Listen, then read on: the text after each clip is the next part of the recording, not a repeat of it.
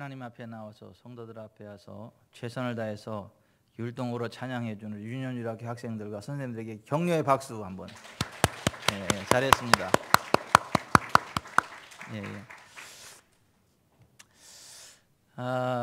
5월은 가정의 달이고 어떻게 하면 하나님이 기뻐하시는 건강한 가정을 세워갈까를 고민하고 우리 가정이 하나님 기뻐하시는 복된 가정으로 세워져 가고 있는 게 맞는가를 점검해보는 그런 은혜의 시간을 갖는데요. 오늘은 어린이 주일로 지켜지게 되고 다음 주일은 어버이 주일, 목회자 스승의 주일 이런 식으로 진행되어 나가는데 오늘은 어린이 주일을 맞이해서 특별히 어린이들에 대한 우리들의 올바른 자세에 대하여 다시 한번 점검해 볼 수 있도록 기회 주신 하나님께 감사 영광 올려드립니다. 성경을 보면 아브라함의 자손들은 태어난 지 8일 만에 할례를 받았고 어려서부터 철저히 하나님 말씀으로 양육을 받았습니다.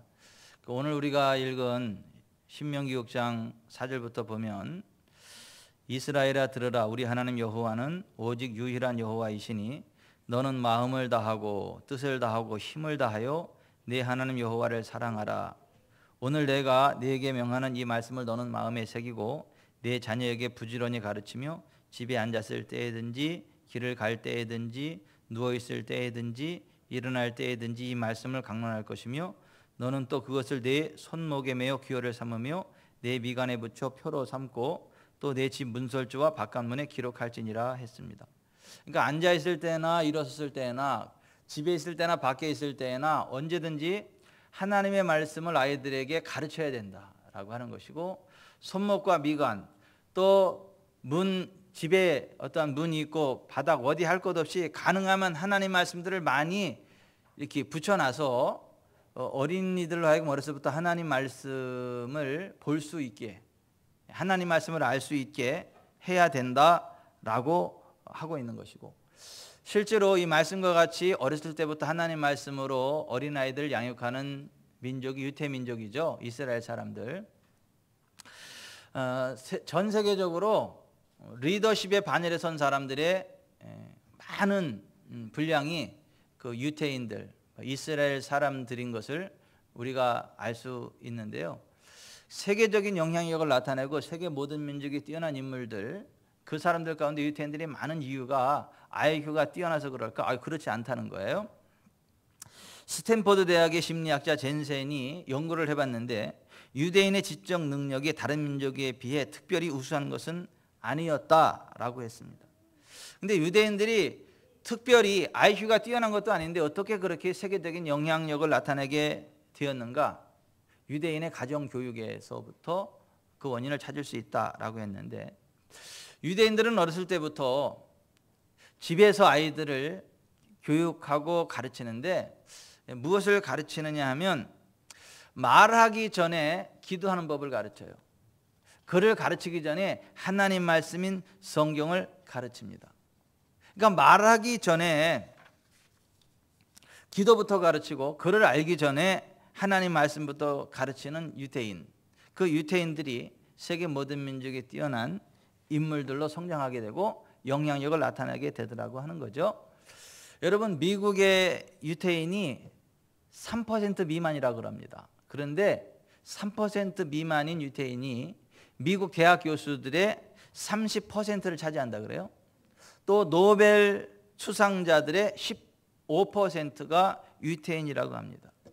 그렇게 적은 수치의 사람들이 어떻게 그렇게 많은 그 리더십의 반열에 설 수 있는가? 어떻게 그렇게 세계 모든 민족 위에 뛰어난 인물이 될 수 있는가? 하나입니다.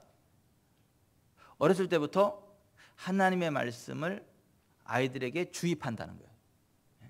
이해시키는 게 아니라 주입시키는 거예요. 그냥 이거 이해하니? 이게 아니고 그냥 주입을 시키는 거예요. 하나님의 말씀은 이렇다, 성경은 이렇다라는 걸 주입을 시키는 겁니다. 신명기 28장에 보면 하나님이 이렇게 말씀하셨어요. 내가 내 하나님 여호와의 말씀을 삼가 듣고 내가 오늘 내게 명령하는 그의 모든 명령을 지켜 행하면 내 하나님 여호와께서 너를 세계 모든 민족 위에 뛰어나게 하실 것이라.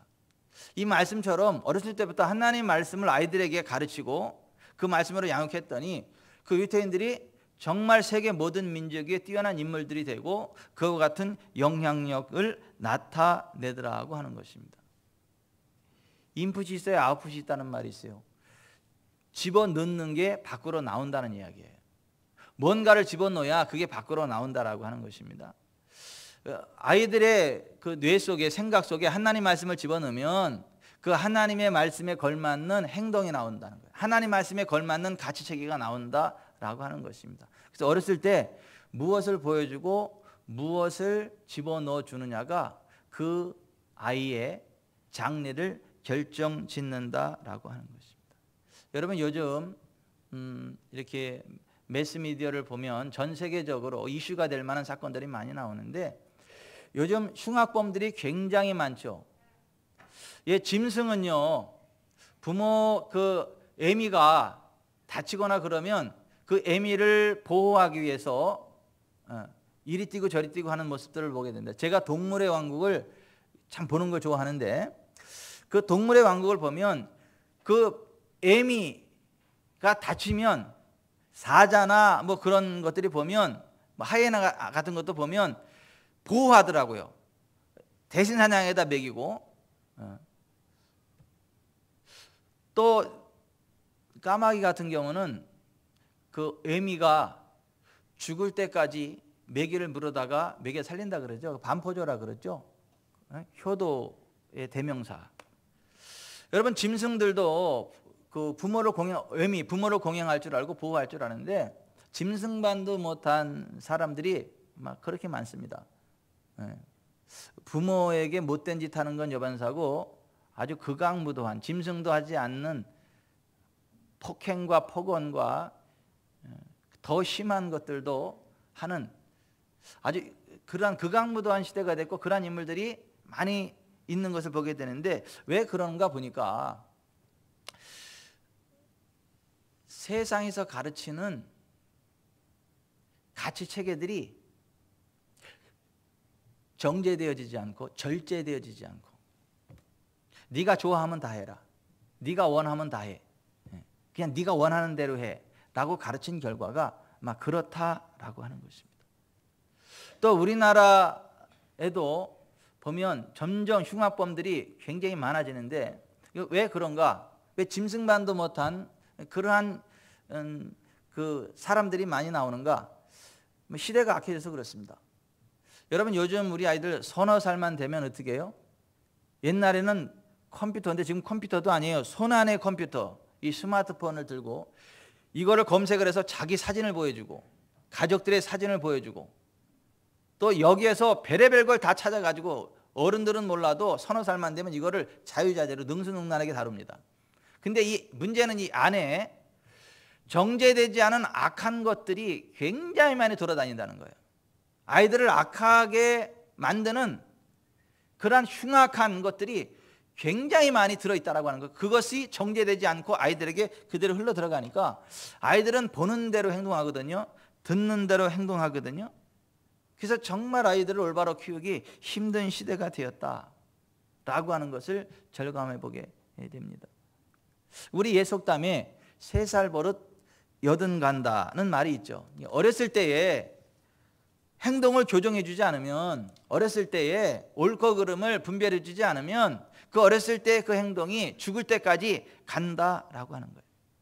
그래서 어렸을 때 아이들에게 올바른 걸 가르쳐 주지 않는다면 어렸을 때 아이들을 올바른 절제력을 심어주지 않는다면 정말 흉악범들이 될 수밖에 없다. 여러분 발칸의 도살자로 알려진 밀로세비치 얘기 들어보셨죠? 그 사람이 발칸반도 곳곳에서 전쟁을 벌이고 인종청소를 자행하면서 20만 명을 죽음으로 내몰고 300만 명을 난민 신세로 만들었다라고 합니다. 너무나 많은 사람들을 잔인하게 죽였기 때문에 그 사람을 발칸의 도살자라고 해요. 그런데 밀로세비치 같은 사람이 태어나기를 원래 악하게 태어났나? 그렇지 않다는 거죠.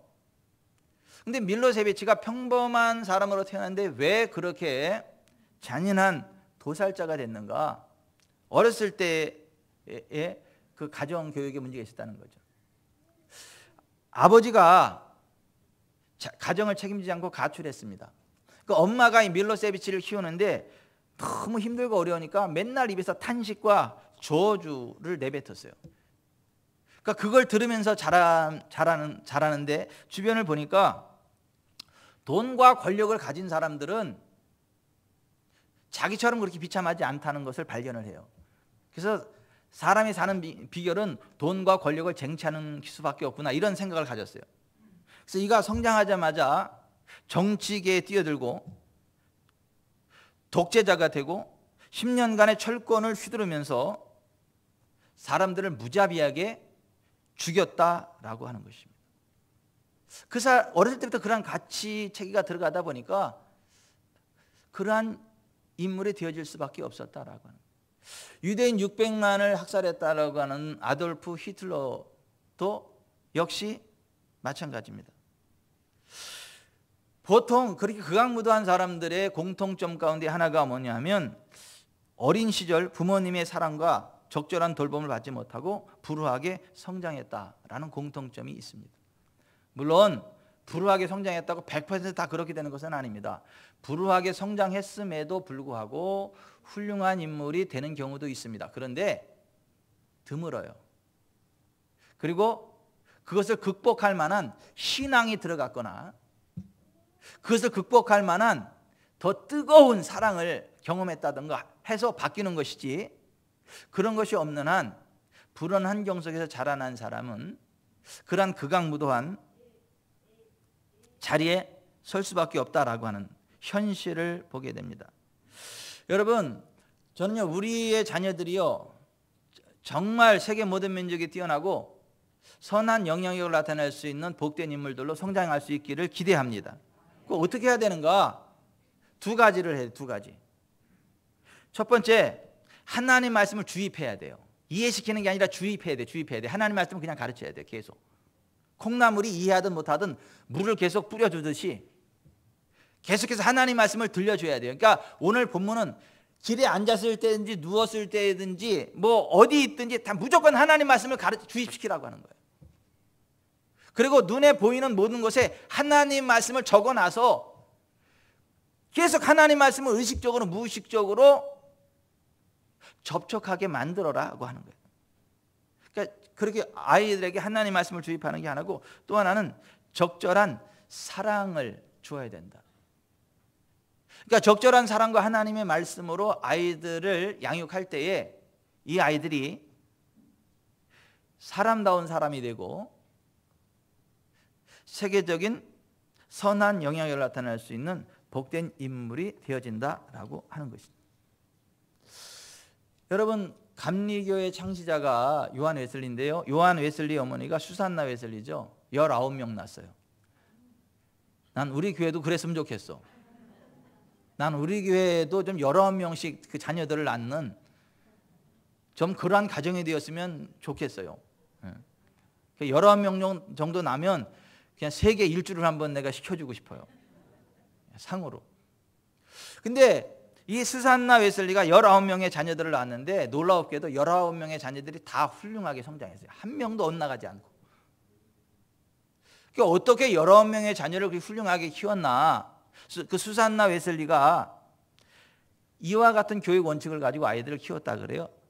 간식 엄금, 온 가족이 8시에 취침, 개인의 의사 존중, 모든 아이를 하나님께 인도, 말하기 시작하면 기도부터 가르침, 가정 예배 때는 절대 정숙하게 드린다, 때를 쓸 때는 아무것도 주지 않는다, 잘못을 고백하면 무조건 용서하고 고백하지 않은 잘못은 반드시 처벌한다, 부모나 아이들이나 약속한 것은 반드시 지킨다, 부모의 채찍을 두려워하며 부모의 훈계를 고맙게 여기게 한다. 이런 기준으로 19명을 키웠더니 19명이 다 훌륭한 인물들이 되어졌다. 물론 우리 시대와 좀 맞지 않아 가지고 도저히 안 되는 거였어요.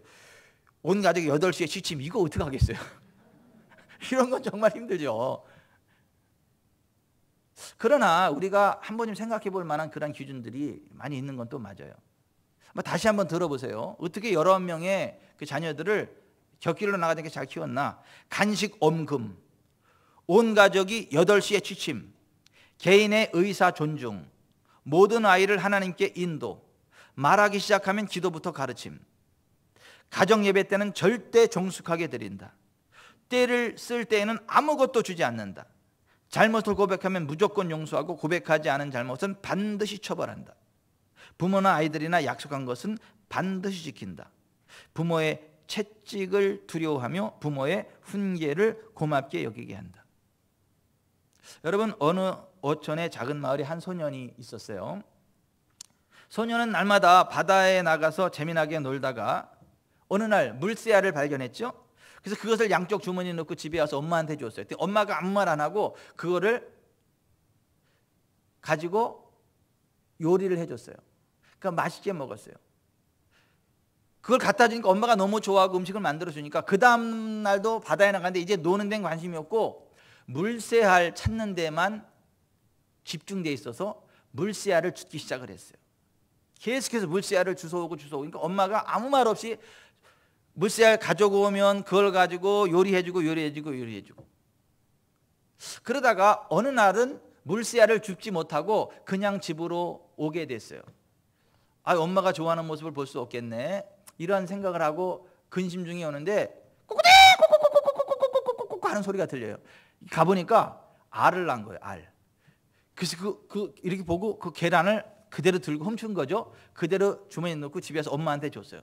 그랬더니 엄마가 아무 소리 안 하고 또 그걸 가지고 요리를 해서 줬어요. 그러니까 이 계란 갖다 주니까 엄마가 좋아하네. 그래서 계란 도둑이 돼가지고 그 다음부터는 남의 집 그 계란 꼬꼬꼬꼬꼬꼬 소리 나는 데만 쫓아가가지고 그 계란을 훔쳐오는, 그것이 습관이 되어버렸어요. 그래서 어른이 되면서 점점 더 대담해지고 규모가 커지는 도둑이 돼가지고 나중에 교수형에 처하게 됐습니다. 사형이 집행되기 전에 울고 있는 어머니에게 그가 한 말이 이거예요. 어머니, 제가 어린 시절 물새알이나 달걀을 가져왔을 때 저를 훈계하셨더라면 이렇게까지 되진 않았을지도 모릅니다. 잠언 29장 15절 17절에 채찍과 꾸지람이 지혜를 주거늘 의무로 하게 버려두면 그 자식은 어미를 욕되게 하느니라. 내 자식을 징계하라. 그리하면 그가 너를 평안하게 하겠고 또 내 마음에 기쁨을 주리라. 오늘 바르게 교훈을 받지 못하고 훈련받지 못한 아이는 내일의 죄수가 된다. 미국의 속담이에요. 오늘 바르게 교훈을 받지 못하고 훈련받지 못한 아이는 내일의 죄수가 된다. 틀림없이 그렇게 된다는 거예요. 미국의 저명한 작가 월터 반게린에게 매튜라는 아들이 있었어요. 매튜가 초등학교 2학년 때 만화책을 굉장히 좋아했는데 어느 날 도서관에서 그 만화책을 훔쳐왔어요. 월터가 그것을 보고 그 아들에게 도둑질이 얼마나 나쁜지를 진지하게 설명을 했어요. 절대 이거 남의 것을 이렇게 가져오면 안 된다. 이건 도둑질이다. 돌려줘야 된다고 그 책을 도서관에 돌려줬어요. 그런데 그 후로도 매튜의 도벽이 끊이질 않는 거예요. 계속해서 훔쳐오는 거예요. 그러던 어느 날 그 아들 매튜를 붙잡고, 매튜야, 이제까지 아빠는 너에게 단 한 번도 매를 들지 않았다. 그건 매를 들지 않아도 내가 그동안 지혜롭게 모든 일을 잘 해왔기 때문이다. 그러나 이번만은 그럴 수 없구나 하면서 피가 맺히도록 매튜의 종아리를 호되게 때려버렸어요. 그 일이 있은 후에 매튜는 더 이상 만화책을 훔쳐오지 않았습니다. 그래서 엄마가 생각하기를 도대체 얼마나 아프게 맞았으면 이렇게 이제 도둑질이 멈췄나 생각해서 아들에게 물어봤다는 거예요. 매튜야, 그때 아빠의 매가 무척 아팠지? 그랬더니 매튜가 하는 말이 아니에요. 아빠가 때린 매는 하나도 아프지 않았어요. 제 손등으로 떨어지는 아빠의 눈물이 저의 마음을 더 아프게 했어요.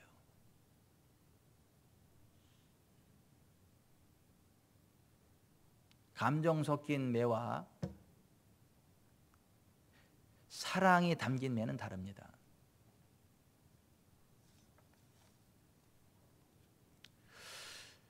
우리가 우리 아이들에게 무엇을 가르치는지 5년, 10년이 지나면 그 결과가 드러납니다. 여러분 5년, 10년 금방입니다.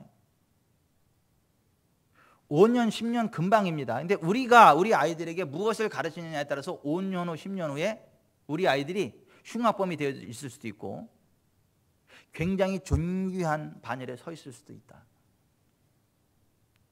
아이들이 저절로 성장하는 거 아니다. 그냥 낳아놓기만 하면 아이들이 저절로 훌륭한 인물 되는 거 아니다.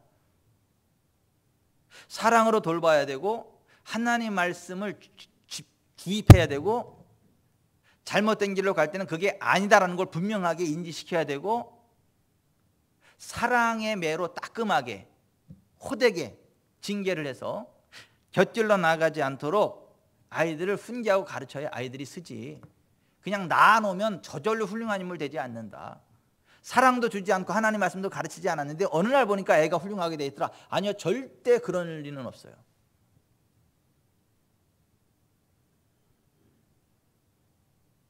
우리가 어린이 주일을 맞이해서 정말 우리 아이들에게 사랑으로 하나님 말씀으로 양육하고 있는지를, 하나님 말씀을 주입하고 있는지를 한번 잘 점검해 봐야 됩니다.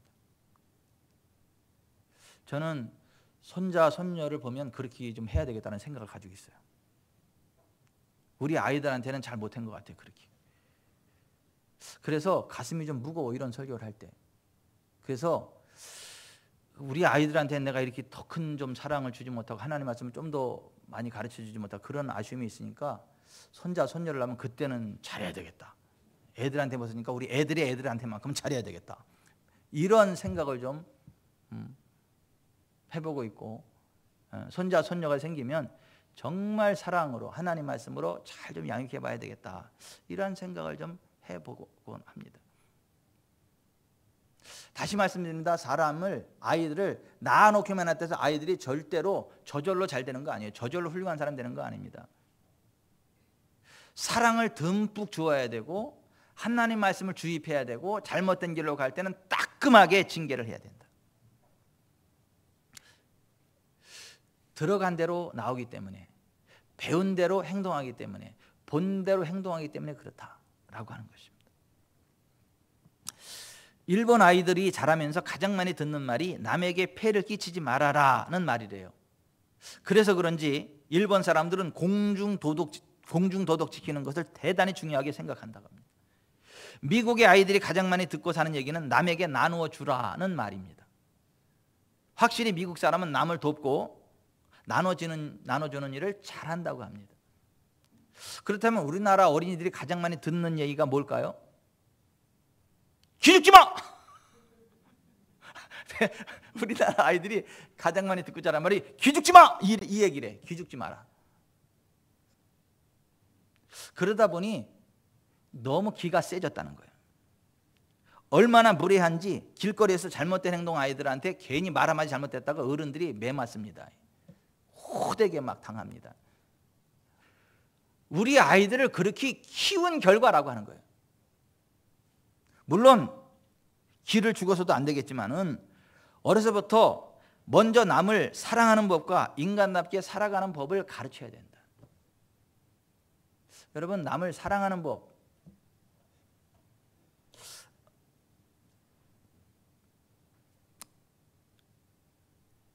기죽지 마 이것보다는 다른 사람에 대한 배려를 좀 가르칠 수 있기를 바랍니다.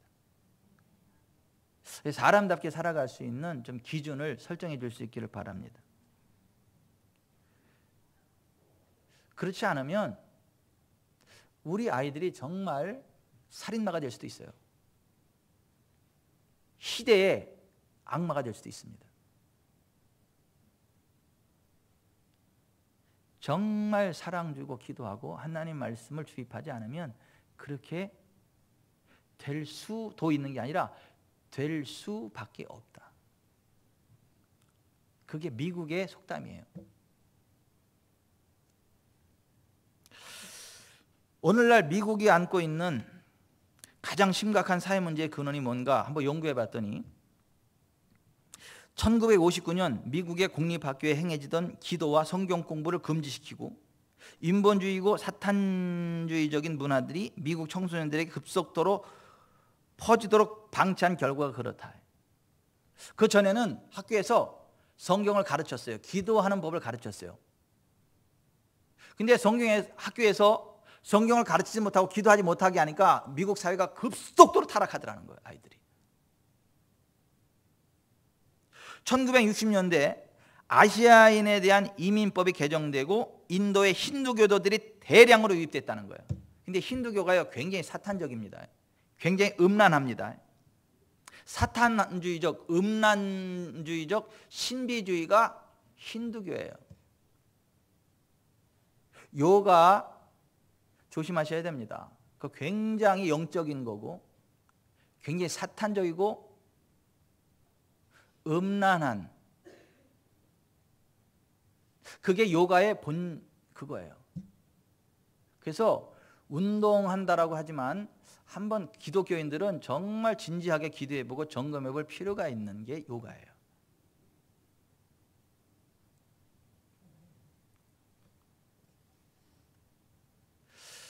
영적으로 분별 없이 아무거나 막 이렇게 접촉하다 보면 굉장히 좋지 않은 그러한 영향력 하에 들어갈 수 있다라고 하는 것입니다.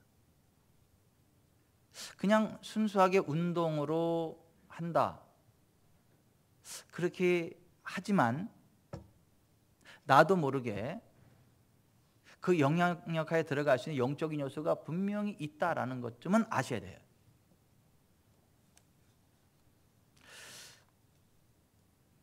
사도 바울이 디모데에게 이런 말을 했어요. 내가 어려서부터 성경을 알았나니 성경은 능히 너로 하여금 그리스도 예수 안에 있는 믿음으로 말미암아 구원에 이르는 지혜가 있게 하느니라. 모든 성경은 하나님의 감동으로 된 것으로 교훈과 책망과 바르게 함과 의로 교육하게 유익하니 이는 하나님의 사람으로 온전케 하며 모든 선한 일을 행하기에 온전케 하려 함이니라. 어렸을 때부터 성경을 아는 게 중요하다. 어렸을 때 성경을 알게 하는 게 중요하다. 우리 지구촌 사람께 유년주일학교에서 잘하는 거 있어요. 성경을 암송시키는 거. 성경 암송시키고 그래서 달란트를 주고. 무슨 뜻인지 몰라도 상관없어요. 그냥 암송하게 하면 그게 주입이 되면 나중에 그 말씀 자체가 살아 역사예요. 뭐 이해시켜야 되면 되는 게 아니고 이해를 못하더라도 그냥 하나님 말씀을 주입하면 나중에 그 말씀 자체가 그 아이를 세워가는 능력이 돼요. 세계적인 이 피아니스트를 양성하는 분이 여기 우리 연혜진 집사님이에요. 클랑 음악 학원. 굉장히 실력자들을 많이 키워내요. 나가면 콩쿨 대회 나가면 그냥 휩쓸어 와요, 상을. 부자 사모님들이 서로 아이들 집어넣으려고 막 와서 막 이렇게 비비는. 근데 제가 원장님께 여쭤보게, 아이들 음악을 이해해서 해요? 그냥 숙달을 시켜요? 머리로 이해시켜요? 숙달시켜요? 숙달시키는 거죠? 그냥 이해가 되든 안 되든 계속 숙달시키면 나중에 이게 자동으로 나오는 거잖아요. 막 다다다다다다다다다다. 근데 똑같아요, 여러분. 이게 예술이나 인격이나 인성이나 이게 다 똑같아요. 그냥 숙달시키는 거고 훈련시키는 거고 입력하는 거지 이해시키는 게 아니에요. 물론 이해적인 요소가 있어요. 근데 이해 못해도 그냥 숙달시킴으로 되는 것들이 더 많아요. 그래서 습관이에요, 모든 게. 제가 말씀을 맺겠습니다. 여러분, 오늘 우리가 어린이 주일이에요. 우리 아이들을 어떻게 훌륭한 아이로 키울 수 있을까? 시대의 악마가 아니라 정말 시대의 의인들로 키워갈 수 있겠는가? 두 가지. 아이들한테 사랑을 듬뿍 주십시오. 그리고 하나님의 말씀을 주입시키십시오. 그 두 가지만 잘하면 세계 모든 민족이 뛰어난 인물들이 됩니다. 여러분, 오래 기다리지 않아도 5년, 10년 후면 그 결과를 맛봐요, 아이들. 5년 10년을 아이들을 지금 잘 양육하면 5년 10년 후에 아이들이 세계 모든 민족이 뛰어난 인물이 된다니까요. 지금 방치하면 5년 10년 후에 아이들이 희대의 악마가 될 수 있어요.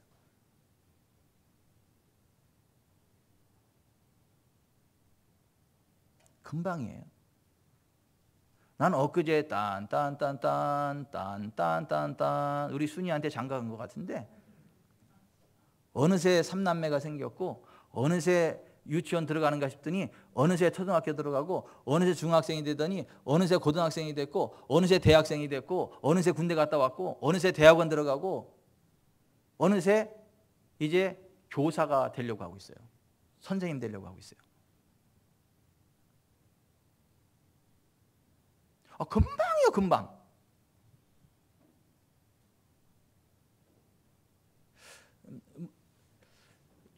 여러분, 우리 자녀들요, 사랑과 말씀으로 잘 양육합시다. 사랑과 말씀으로 잘 양육합시다. 그리고 손자, 손녀들 알사탕도 사주지만 좀 사랑을 듬뿍 주시고 하나님 말씀으로 양육합시다. 저는요, 이 찬송가 가운데 굉장히 좀 한편으로는 감동이 되지만 한편으로 부담이 되는 찬송이 있어요. 내가 아이들한테 이렇게 기억될까? 이렇게 기억되는 부모일까? 일 수 있을까? 어머니의 넓은 사랑. 우리가 부모 입장에서 이 찬양을 생각하면서 불러보십시다. 어머니의 넓은 사랑.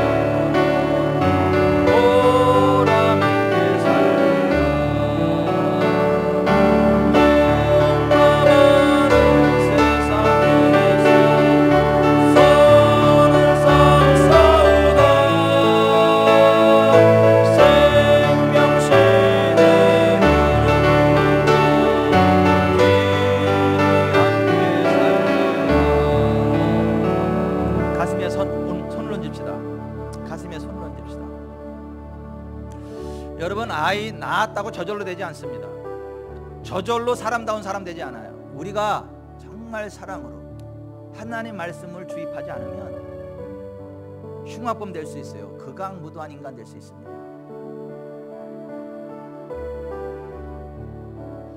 정말 우리 아이들, 우리 손자, 손녀들 사랑으로 양육해야 되고요. 하나님 말씀을 주입하셔야 돼요. 한때입니다. 어렸을 때 그렇게 하면, 그렇게 어린 시절 그렇게 정성 들이면 5년, 10년 후에 우리가 그 열매를 봅니다. 세계 모든 민족의 뛰어난 인물로 쓰임받고 있는 것을 보게 돼요. 하나님, 제가 우리 아이들을, 우리 자녀들을, 우리 후손들을 하나님의 사랑과 하나님 말씀으로 잘 양육하겠습니다. 도와주십시오. 기도하겠습니다.